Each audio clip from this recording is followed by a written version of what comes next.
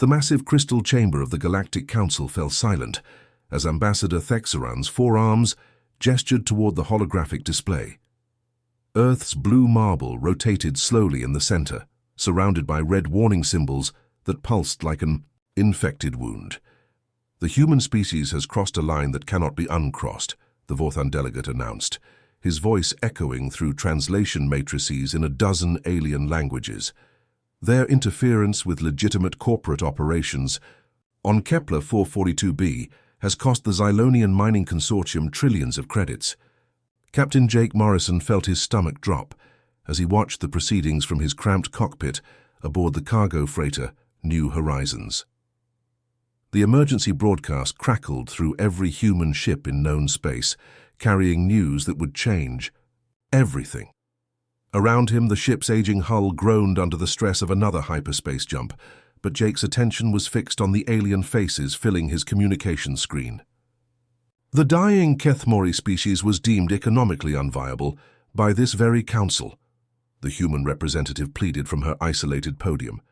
We simply provided medical aid and food supplies. How is preserving life a crime? A creature that looked like a walking tree made of silver bark stepped forward. The Dendrite Collective's speaker had no mouth, communicating through bioluminescent patterns that danced across its metallic surface. Humans have proven they cannot separate emotion from profitable decision-making. They are too chaotic for civilized space. Jake had been there on Kepler 442b when the human relief ships arrived. The Kethmori were barely 5 feet tall, with skin like polished obsidian and eyes that held the wisdom of ages. Their homeworld was dying, poisoned by decades of strip mining, and the few thousand survivors lived in makeshift shelters, while massive drilling machines tore apart what remained of their sacred mountains. When human doctors began treating their radiation sickness and engineers started building water purification systems, the mining consortium had called it industrial sabotage. The vote came swiftly. Species after species cast their decision into the quantum ballot system, each choice appearing as a burst of colored light, red for expulsion, blue for continued membership. The chamber filled with an ocean of red as humanity was formally cast out of galactic civilization. Effective immediately, Thexeran declared. All trade agreements with human worlds are void. No member species shall provide aid, comfort, or communication to human vessels. Their ships are banned from entering civilized space. Jake's hands trembled as he switched to the emergency frequency, hoping to reach other human ships scattered across the galaxy. Static filled his ears.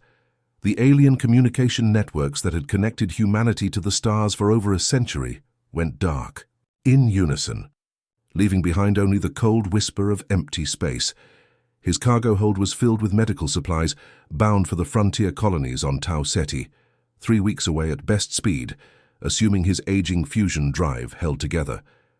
But now, cut off from the refueling stations and repair depots that dotted the space lanes, that journey had become a death sentence. The first sign of real trouble came 6 hours later. Jake's life support systems began throwing warning alerts as the atmospheric recyclers struggled with an overload. He'd been meaning to replace the filters at the next station, but now there would be no next station, not for humans. Mayday, Mayday. This is the cargo vessel, New Horizons, Jake broadcast on all frequencies. His voice echoed uselessly into the void. Experiencing critical life support failure, requesting immediate assistance. A massive shape appeared on his sensors, a Cordovan battle cruiser over 3 kilometers long. Its hull bristled with weapon arrays and sensor dishes, each one larger than Jake's entire ship. For a moment, hope flared in his chest. The Cordovans had traded with humans for decades, their insectoid crews known for their strict honor codes. Cordovan, vessel Bright Mandible. This is human freighter requesting aid, Jake transmitted. I have critical system failures and will lose life support in 18 hours. The battlecruiser's response came not in words, but in action. Its massive engines flared to life, and the kilometer-long ship began turning away, deliberately presenting its armored rear to Jake's desperate calls. Within minutes it had vanished into hyperspace, leaving behind only the fading trace of exotic particles. Jake slumped back in his pilot's chair, watching his oxygen levels tick steadily downward on the console display. Around him, the new horizons creaked and groaned like a dying animal. Through the viewports, stars that had once seemed like welcoming beacons now looked cold and distant. More ships appeared over the following hours. A Thessian research vessel, studying cosmic phenomena. A merchant convoy from the Silicon Emirates, their crystalline hulls glittering like jewels. Even a small patrol craft from the peaceful Harmony worlds, whose species had never known war. Each one received Jake's distress calls. Each one turned away without acknowledgement, following the Council's decree to the letter. Humanity had been erased from galactic civilization as thoroughly as if they had never existed at all. Dr. Elena Vasquez hunched over her makeshift laboratory aboard the salvage ship Defiant Dawn, her fingers dancing across a jury-rigged computer system built from spare parts and alien technology. 3 weeks had passed since the Council's boycott began, and humanity was learning to survive in the darkness between worlds. What she discovered in that cramped metal room would change everything. The encrypted signal came through a frequency that shouldn't have existed, buried in the quantum static that filled the space between star systems. At first, Elena thought it was just another equipment malfunction. The message was fragmented, pieces of alien text mixed with mathematical formulas that made no sense according to Council science. Is anyone out there who still remembers kindness? The translation software finally decoded. The forgotten reach out to the abandoned. Elena's heart raced as she traced the signal's origin. It came from the drift zone, a region of space considered worthless by the major powers, where broken asteroids and failed colonies drifted in the gravitational shadow of a dying star.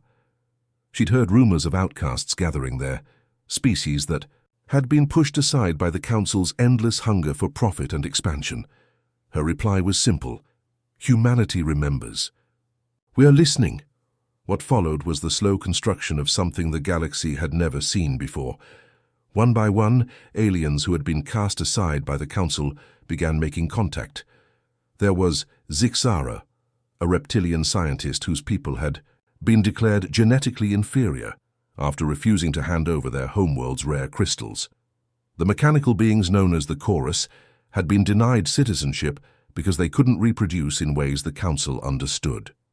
Even the gentle whisper folk, whose telepathic abilities made other species uncomfortable, found refuge in humanity's growing network. The Defiant Dawn became a floating embassy for the forgotten.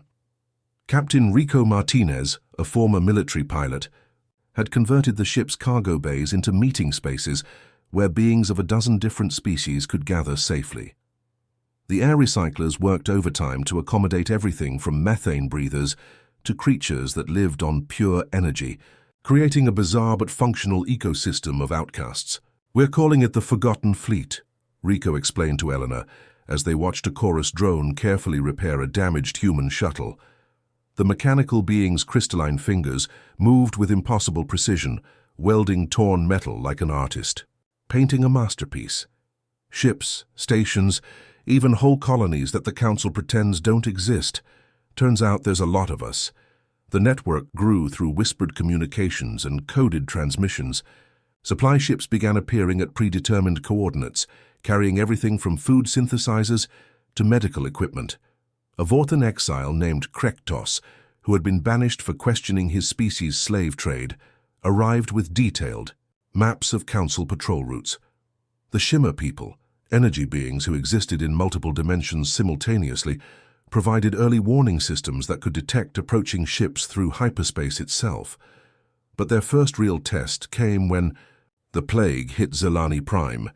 The distress signal barely made it through the Council's communication blackout. The Zelani were a peaceful species that lived on a small moon orbiting a gas giant. Their society built around harmony with nature. They grew the most beautiful gardens in the galaxy, creating living artwork from plants that could sing in colors and dance in the wind. They had no military, no valuable resources, no political power. In the Council's eyes, they were irrelevant. The plague that struck their world was unlike anything in known medical databases. Zelani were dropping dead within hours of infection, their bodies simply shutting down as if they had forgotten how to live. Traditional treatments failed completely, and the Council's response was to quarantine the entire system and wait for the problem to solve itself. There are barely 10,000 of them left, Zixara reported as her ship, Scales of Justice, emerged from hyperspace near the hidden asteroid, base where the Forgotten Fleet had gathered. The Council ships are maintaining a perimeter, but they're not providing any aid. They're just watching them die. Eleanor felt the familiar fire in her chest, the same feeling that had driven humans to intervene on Kepler 442b. Not if we have anything to say about it. The mission required everything the network had learned about stealth and cooperation. Shimmer People scouts phased through the Council blockade, invisible to normal sensors. A modified Chorus ship, its hull covered in adaptive camouflage, carried Elena and her medical team past patrol vessels that saw only empty space. Meanwhile, Rico's Defiant Dawn created a diversion on the system's outer edge, broadcasting fake distress signals that drew the Council ships away from their posts. Zalani Prime was a world in mourning. The Singing Gardens had fallen silent, their colors faded to gray. Eleanor's team worked around the clock in temporary medical stations, their human adaptability allowing them to process alien biology in ways that specialized Council systems couldn't. The plague fought back viciously, adapting to every treatment, but human stubbornness proved stronger. It's not really a disease, Elena realized on the third day, exhaustion making her voice hoarse. It's more like their cellular harmony has been disrupted. Something is making them forget how to be alive. The cure came from the most unlikely source. One of the Whisper folk, a creature that looked like living moonlight, had been listening to the planet itself. Through telepathic connection with the dying Zalani, it discovered the truth. Corporate terraforming equipment, abandoned years ago in the planet's core, was still broadcasting signal that interfered with the Zalani's natural biorhythms. Working together, species that had never met before became heroes. Chorus drones descended into the planet's depths, while Vorthan engineers provided technical expertise. Humans coordinated the effort, their talent for bringing different minds together proving more valuable than any advanced technology. When the last Zalani child opened her eyes and whispered a song that made flowers bloom around her hospital bed, Elena knew they had built something more powerful than any Council fleet. The massive hull of the Generation ship, Pioneer's Dream, groaned under the stress of another asteroid collision as Chief Engineer Maria Santos crawled through maintenance. Tunnels that weren't designed for human bodies. Sparks flew from damaged conduits, while emergency lights cast eerie shadows on walls covered in hastily welded patches. 6 months after the Council's boycott began, humanity was learning that survival in the void required more than determination. Hull. Breach on Deck 12, came the crackling voice through her helmet comm. We're losing atmosphere fast. Maria squeezed through a junction barely wide enough for her shoulders, her tool belt catching on twisted metal. The Pioneer's Dream had been a luxury liner before the boycott, carrying wealthy tourists between star systems in climate-controlled comfort. Now it housed 3,000 refugees from dozens of human colonies, its elegant ballrooms converted into hydroponic farms and machine shops. The breach was worse than reported. A chunk of space rock the size of a ground car had punched through the outer hull, leaving a gaping wound that vented precious air into the vacuum. Maria's team worked with practiced efficiency, sealing the hole with polymer patches and salvaged alien metal plates. Every repair made the ship stronger, but also stranger, as human engineering merged with abandoned technology from a dozen different species. That's the 4th impact this week, complained Tommy Chen, one of the younger engineers, as he welded a support beam made from crystallized Vorthan steel. These asteroid fields are getting worse. Maria nodded grimly. Without access to Council navigation data, human ships were flying blind through regions of space that had been mapped centuries ago. Asteroid fields, gravity wells, and radiation storms that had once been marked with warning beacons now appeared without notice, turning every hyperspace jump into a deadly gamble. But humanity was adapting. The Pioneer's Dream wasn't alone in the darkness. A convoy of 47 ships traveled together, everything from massive cargo haulers to tiny scout vessels, all heading toward the distant blue dot that was home. They'd learned to share resources, with mining ships providing raw materials, while research vessels developed new technologies from salvaged alien equipment. The breakthrough came when Dr. Alex Petrov figured out how to reverse engineer a Thessian quantum communicator found drifting in a derelict space station. The device was barely the size of a briefcase, but it could send messages instantly across impossible distances without using the Council's controlled networks. "We're not just going home," Maria announced at the daily convoy meeting, her image flickering on screens throughout the fleet. "We're building a road for everyone who comes after us." The plan was ambitious beyond anything humans had attempted before. They would establish a chain of hidden relay stations, stretching from the outer rim to Earth itself, each one powered by fusion reactors built from scrapped alien technology. These stations would serve as supply depots, communication hubs, and safe harbors for human ships navigating the hostile galaxy.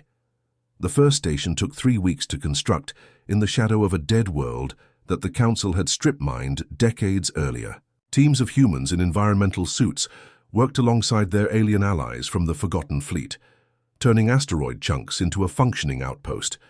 Zixara's people contributed their expertise with crystal technology, while the mechanical chorus provided precision manufacturing capabilities that human hands couldn't match.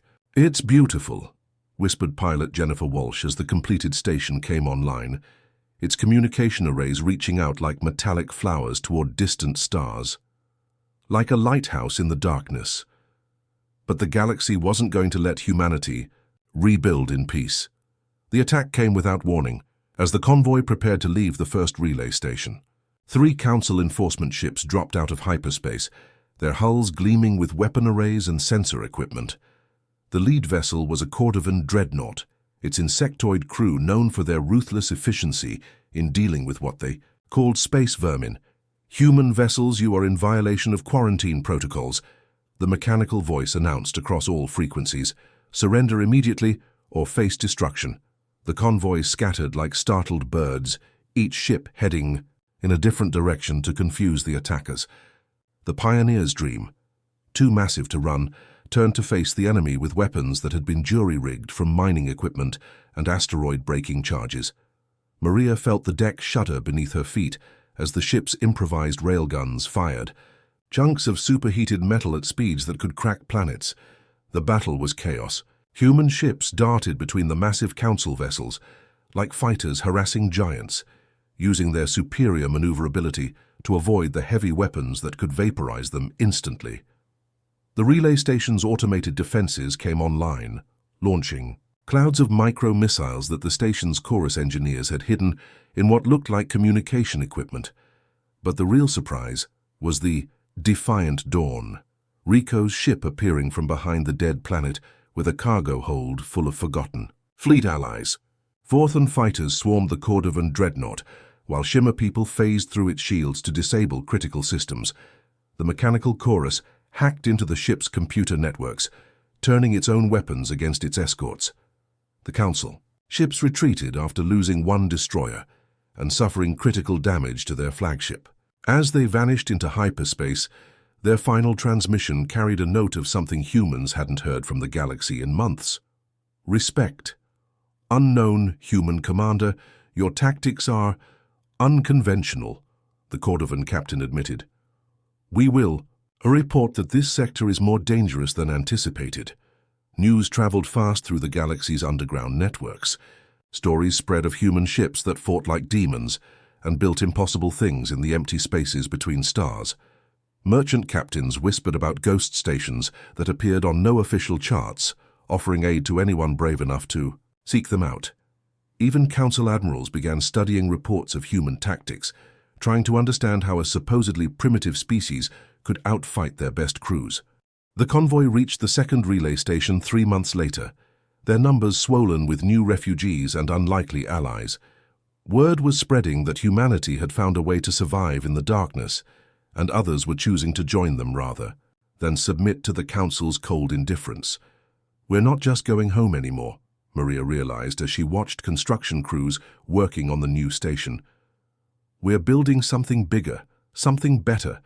The emergency session of the Galactic Council erupted in chaos as Ambassador Thexran slammed his forearms against the crystal podium.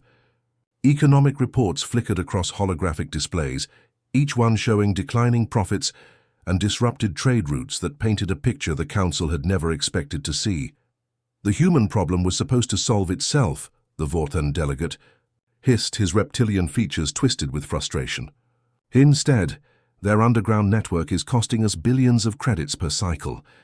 Captain Lisa Rodriguez watched the proceedings from her hidden position aboard the stealth ship Shadow Walker, using technology borrowed from their Shimmer people, allies to remain invisible while orbiting the Council's primary research station.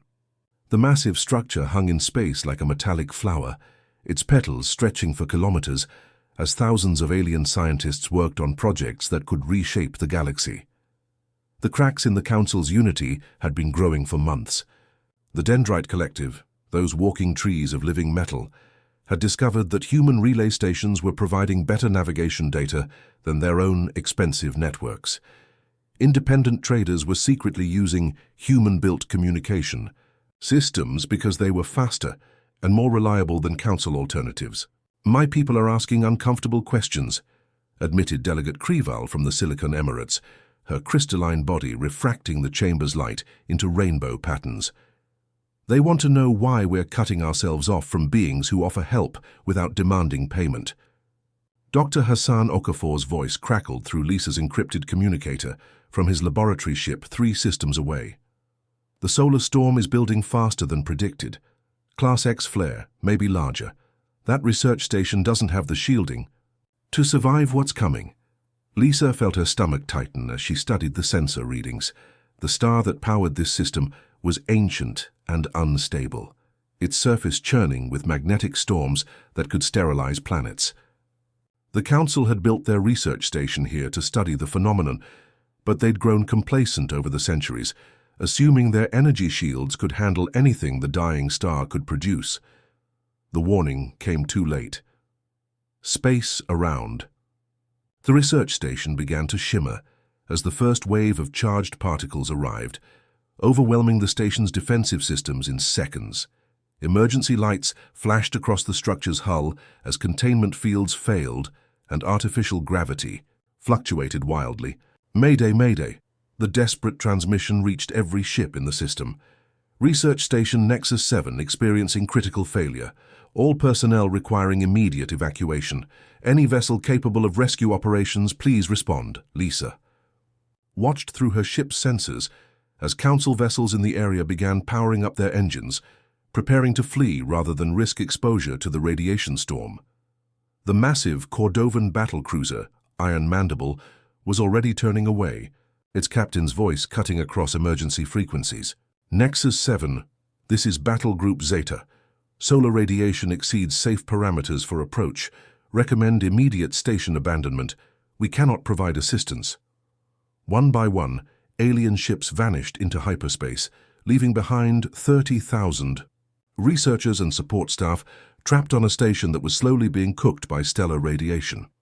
The same species that had turned their backs on humanity were now experiencing what it felt like to be abandoned. "This is Captain Rodriguez, of the human vessel Shadow Walker," Lisa announced, dropping her ship's stealth field and revealing herself to the entire system. "We're moving to assist Nexus 7. The response was immediate outrage from the Council chamber, where delegates watched in horror as a supposedly primitive human ship approached their most advanced research facility. Thexran's voice boomed across communication channels. "Human vessel, you are in violation of quarantine protocols. Withdraw immediately or face military action." "Negative, Council control," Lisa replied calmly, even as her ship shuddered under the impact of high-energy particles. "We have people dying up there. Politics can wait."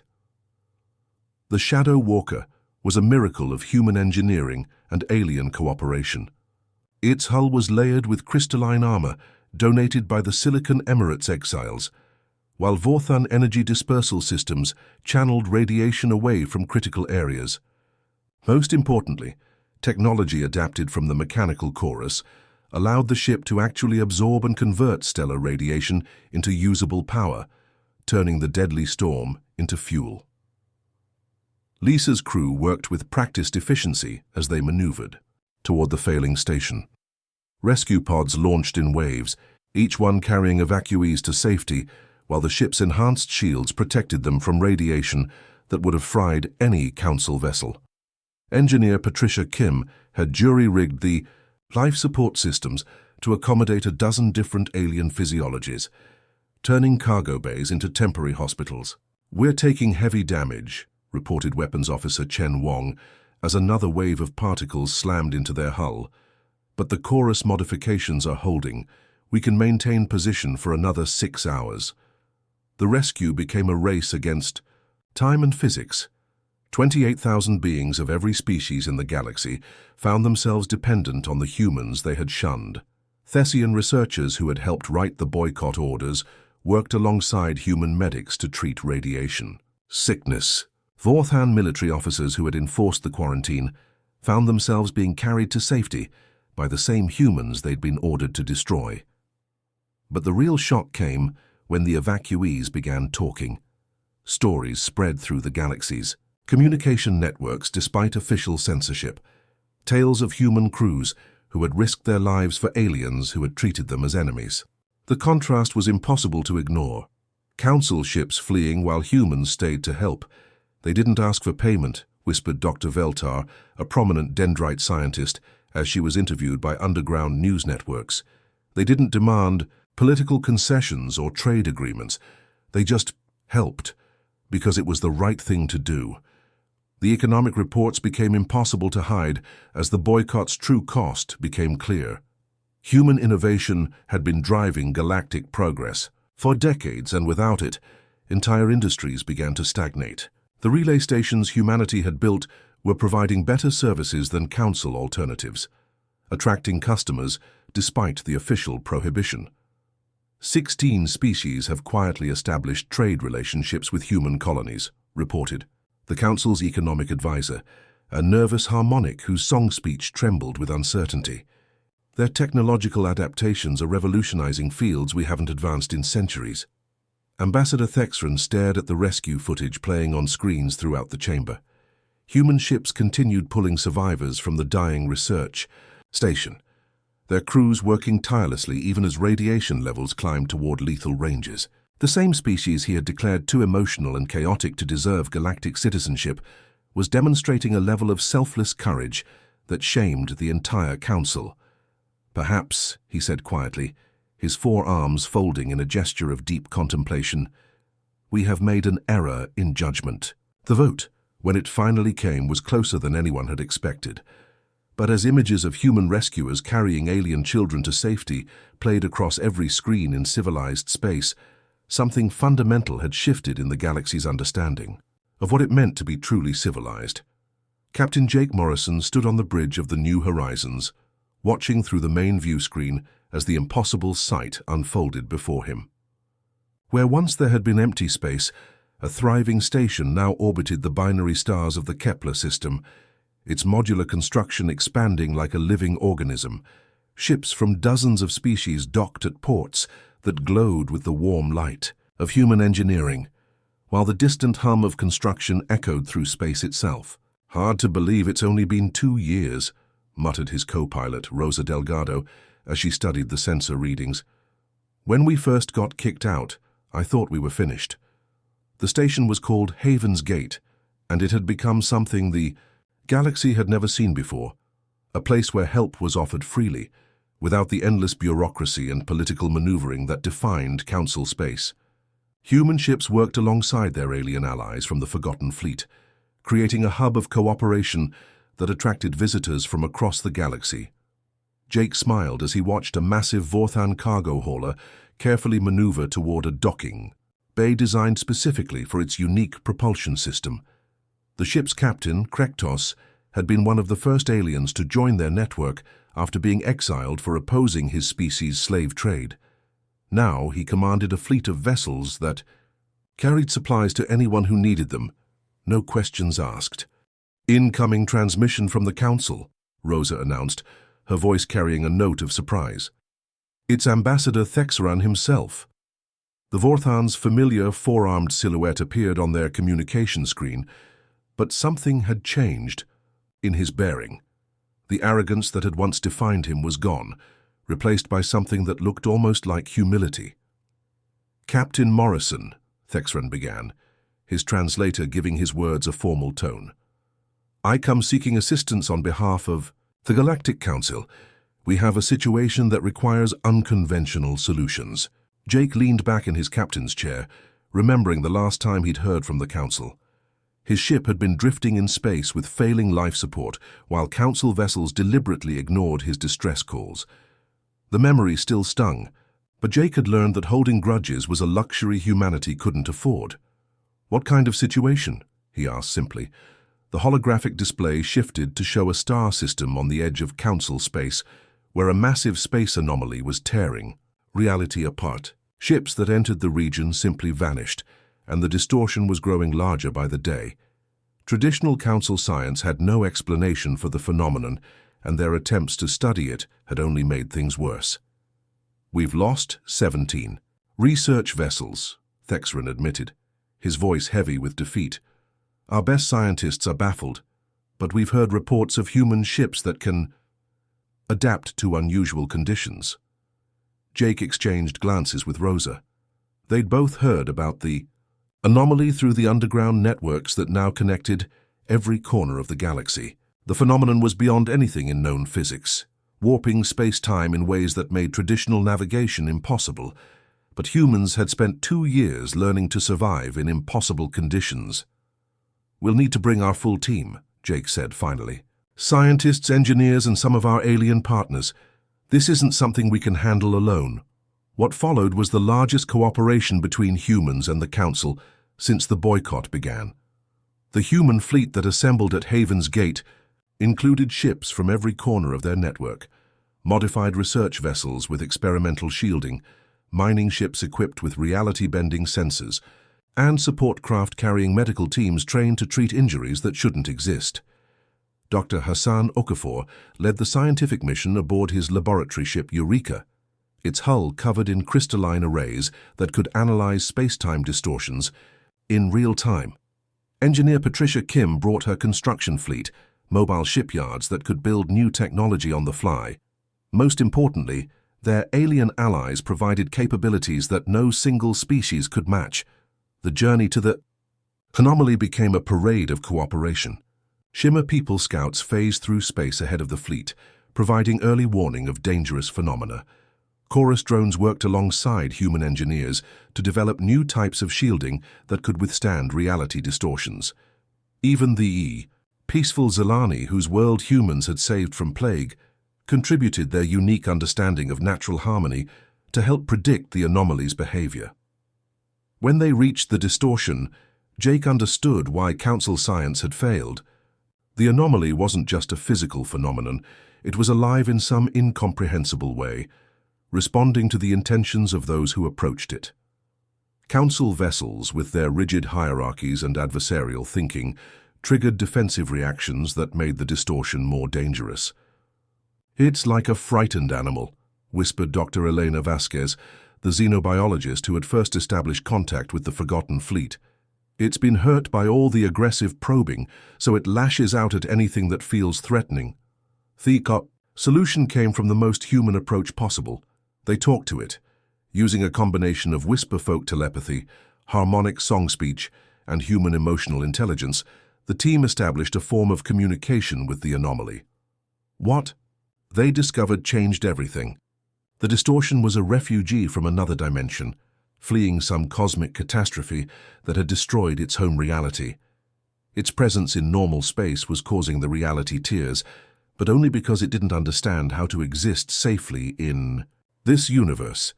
"We can help it," Hassan announced to the assembled fleet, "but we need to build a containment system unlike anything that's ever been attempted. We're talking about creating a pocket dimension, a safe space where it can exist without damaging our reality." The construction project took 6 months and required resources from across the galaxy. Council species that had once shunned humanity found themselves working side by side with human engineers, learning new approaches to problems they'd considered unsolvable. The Dendrite Collective contributed living metal that could grow and adapt to changing conditions. The Silicon Emirates provided crystalline matrices that could channel dimensional energy safely. But the real breakthrough came from humanity's greatest strength, their ability to bring different minds together. Where council species worked in isolation, jealously guarding their knowledge, humans created teams where Vorthan precision combined with Thessian creativity, where harmonic intuition merged with chorus logic. The day the pocket dimension came. Online, representatives from every major species in the galaxy watched as the reality distortions finally stabilized. The dimensional refugee, now safely contained in its new home, began to communicate more clearly, sharing knowledge of physics that advanced galactic science by centuries. "This is just the beginning," Jake told the assembled crowd as Haven's Gate celebrated another successful mission. "We've shown that cooperation works better than competition, that helping others makes everyone stronger." Messages flooded the station's communication arrays from across the galaxy. Species that had never spoken to humans before were requesting aid with problems their own governments couldn't solve. Independent colonies wanted to join the network that offered protection without oppression. Even some council worlds were quietly establishing diplomatic channels, seeking alternatives to the rigid hierarchy that had dominated galactic politics for millennia. The transformation was subtle, but undeniable.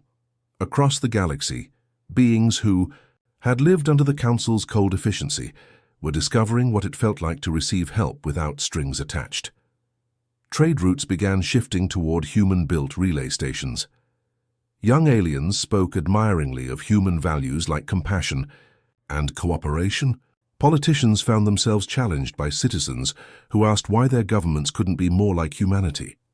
Standing on Haven's Gate's observation deck, watching ships from 100 different species work together in perfect harmony, Jake finally understood what they had built. It wasn't just a network or an alliance. It was proof that there was a better way to live among the stars, where strength came from unity rather than dominance, where the measure of civilization was not wealth or power, but the willingness to help those in need. The galaxy had turned its back on humanity, but in doing so, it had taught them to become something greater than they'd ever imagined possible.